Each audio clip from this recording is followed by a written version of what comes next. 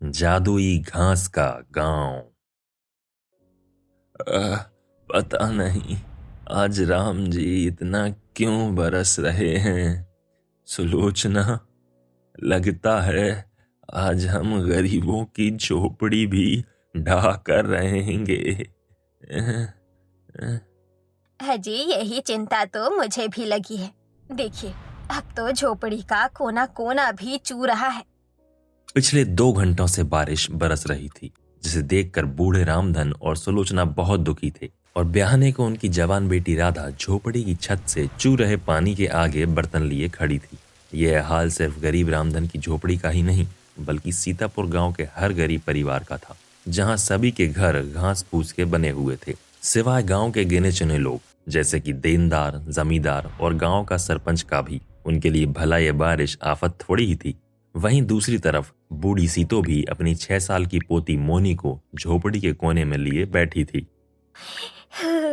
दादी, बहुत ठंड लग रही है और भूख भी लगी है। क्या खिलाऊं तुझे मेरी बच्ची?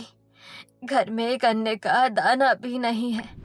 ऊपर से ये बारिश भी छूटने का नाम नहीं ले रही है। लगता है राम जी ने आज हम गरीब दादी पोती के भाग में रोटी लिखी ही नहीं है। हे भगवान, कितनी जोर से बारिश और आंधी उठ रही है। जाने ये कहाँ रह गए।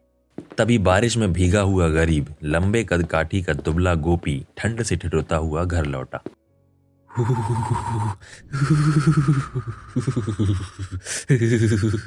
अजी, कहाँ रह गए थे आप? इतनी देर क्यों लगा दी आने में? कोई काम मिला? नहीं सुधा, ठंड के मारे पहले ही काम धाम नहीं है, ऊपर से आज बारिश हो गई, 1 रुपए का भी काम नहीं हुआ। तो खाएंगे क्या? आज फिर भूखे सोना पड़ेगा। ऐसा कहते हुए गरीब गर्भवती सुधा की बातों में बड़ी लाचारी साफ दिख रही थी। तभी रोते हुए गोपी ने कहा, हमारे गरीब गांव में रहने वाले हम जैसे लोगों के नसीब में यही लिखा है सुधा। एक दिन खाना तो एक दिन भूखे सोना। तभी तो कहती हूँ, छोड़ क्यों नहीं देते इस गांव को? यहाँ गरीबों के सिवा कुछ भी नहीं रखा। चलो शहर चलते हैं, वही कमाएंगे खाएंगे। सुधा, मैं जानता हूं कि मेरा गांव गरीब है, मगर इसी गांव की माटी में खेल कूद कर मेरा बचपन बीता है। मैं इसे छोड़कर नहीं जाऊंगा। लाख दुख उठाकर भी सीतापुर के निवासी उस गांव को छोड़कर नहीं जाना चाहते थे। सभी का जुड़ाव गांव से बहुत ज्यादा था। अगर किसी एक परिवार के घर में भी चूल्हा नहीं जलता तो दूसरा थोड़े में भी उसे देकर खाता था। बारिश के चलते हर गरीब परिवार की फूस की झोपड़ी गलने लगी। जैसे जैसे दुख से सबकी रात कटी और अगले दिन सरपंच को बुलाया गया।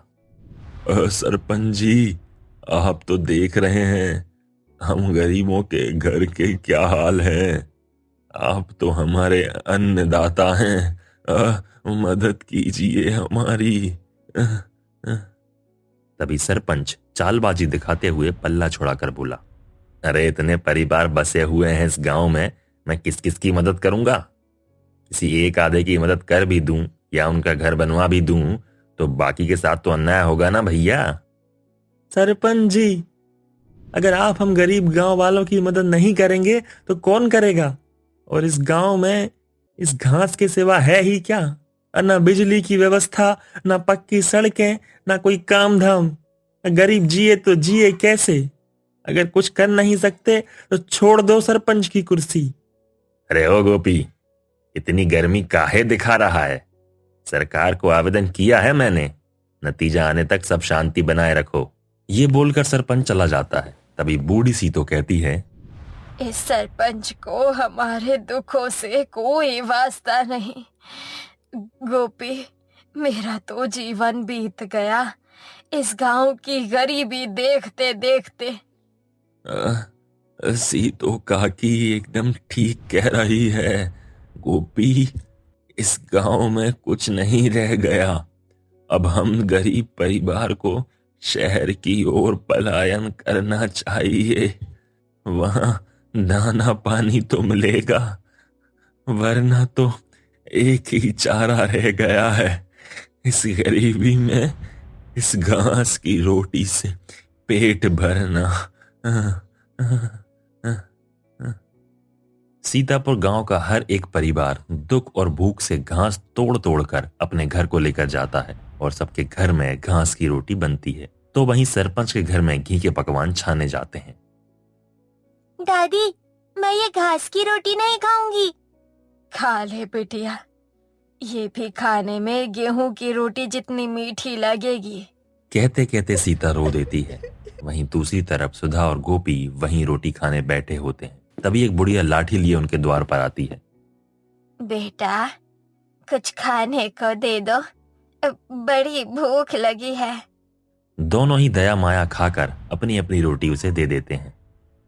माफ करना अम्मा, हम गरीब पति पत्नी के पास आपको देने के लिए पूरी पकवान तो नहीं है। जो है सो ये घास की रोटी है। कोई बात नहीं, मैं यही खा लूंगी। तभी खा पी कर जाते हुए बुढ़िया ने कहा, बेटा, दुखी मत हो, इस गांव की गरीबी दूर हो सकती है। अब मगर कैसे अम्मा?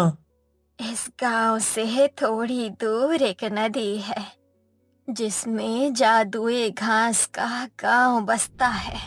तेरे सवालों का जवाब वही है, मगर याद रखना, उस जादुई घास के गांव में पहुंचने के लिए तुझे बहुत सारी परीक्षाओं से होकर जाना पड़ेगा।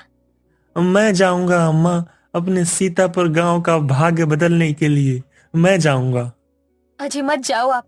सुधा, अगर जादुई घास के गांव में जाने से हमारे सीतापुर गांव के गरीब परिवार की गरीबी मिट सकती है तो मैं जाऊंगा। तो मेरे लिए यही घास की रोटियां बनाकर बांध दो। इसके बाद गोपी झोला लिए उस नदी की ओर चल देता है जहां नदी में मगरमच्छ तैर रहे होते हैं। हे भगवान, इसमें तो मगरमच्छ ही मगरमच्छ हैं। ये तो मुझे कच्चा खा जाएंगे।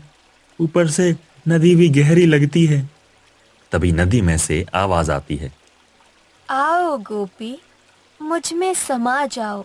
गोपी नदी में उतर जाता है और डुबकी लगाते ही नदी पार दूसरी दुनिया के घास के गांव में पहुंच जाता है, जहां बहुत ही हरी चमकीली घास शुरू हो जाती है और सब कुछ घास का बना होता है। ये कैसा जादुई घास का गांव है? यहाँ तो घर से लेकर घोड़ा गाड़ी सब कुछ घास का बना है। मगर इतना सब कुछ कितना सुंदर लग रहा है। यहाँ कितनी शांति है। गोपी थोड़ा आगे बढ़ता है जहां घास की एक झोपड़ी के बाहर बैठी एक गरीब बुढ़िया उसके पास आकर रोटी मांगती है। बेटा, कुछ खाने को दे दो, भूखी हूँ। कई दिन से अन्न का दाना भी नहीं पड़ा है पेट में। अम्मा, तुम तो वही हो ना जो कल आई थी?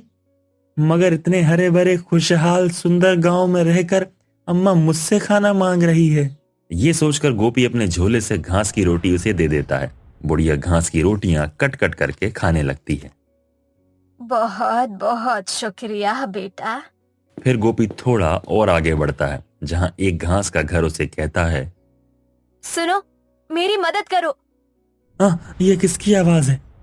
मैं घास का घर हूँ। देखो, आंधी से मेरा फाटक उजड़ कर टूट गया है, इसे ठीक कर दो। तभी कुछ सोचकर गोपी फिर कहता है, मगर ये जादुई घास का गांव है और तुम भी घास से बने हो, तब तुम भी तो जादुई घर हुए ना। मगर मैं चाहता हूँ तुम मुझे बनाओ। गोपी कड़ी मेहनत से घास का वह फाटक बनाता है। ऐसे करके वह जादुई घास के गांव में सबकी मदद करके एक पेड़ के पास पहुंचता है जो कि घास के हरे भरे चमचमाते फूलों से लदा था, जिसे देख गोपी अचंभा रह जाता है। बाप रे, इस दुनिया में ऐसी भी प्रकृति हो सकती है और ऐसा भी कोई गांव हो सकता है, मैंने सोचा नहीं था। तब पेड़ उसे पुकारता हुआ अपने पास बुलाता है। आओ गोपी, मेरे पास आओ। तुमने इस जादुई घास गांव में सारी परीक्षाओं को पार कर लिया। कहो, क्या मांगते हो? अब बस इतना कि मेरा गांव भी इस जादुई घास के बने गांव सा सुंदर और हरा भरा दिखे, सबका एक एक घर हो। तुम बहुत ही दिलदार इंसान हो जो खुद से ज्यादा औरों के लिए सोचते हो। देखो, मेरे पेड़ के नीचे हिस्से में यह जितने भी घास उगे हैं, ये सब के सब जादुई हैं। जितना चाहे ले लो और इनमें से कुछ को ले जाकर अपने आंगन में बो देना ये ना कभी पूरी तरह खत्म होंगे और ना ही मुरझाएंगे, और लालची लोगों की आंखों से ये हरे रंग के ही रहेंगे। पर जब कभी भी तुम्हें जरूरत हो तो तुम्हारे कहे अनुसार ये सोने के घास बन जाएंगे। अब बहुत बहुत शुक्रिया। ये सुनकर गोपी खुश हो जाता है और फिर झोली भरकर जादुई घास तोड़ लेता है, और फिर जादुई घास के उस गांव से अलविदा लेकर नदी के रास्ते अपनी दुनिया में आ जाता है। फिर जैसे ही वह झोले में झांक कर देखता है, जादुई घास खरे सोने के बन जाते हैं, जिसे बेचकर वह अपने सीतापुर गांव के हर गरीब परिवार की मदद करता है और कुछ जादुई घास को अपने घर के आंगन में बो देता है। गोपी, तूने इस पूरे गांव की मदद की है। हाँ बेटा, भगवान तुझे खूब बढ़ाए जो तू हमारे लिए उस जादुई घास के गांव में गया। सीतो अम्मा, मैं आप सबको अपना परिवार मानता हूँ। अब हमारे दुख के दिन गए। उस दिन से सीतापुर गांव खुशहाल जीवन बिताने लगता है।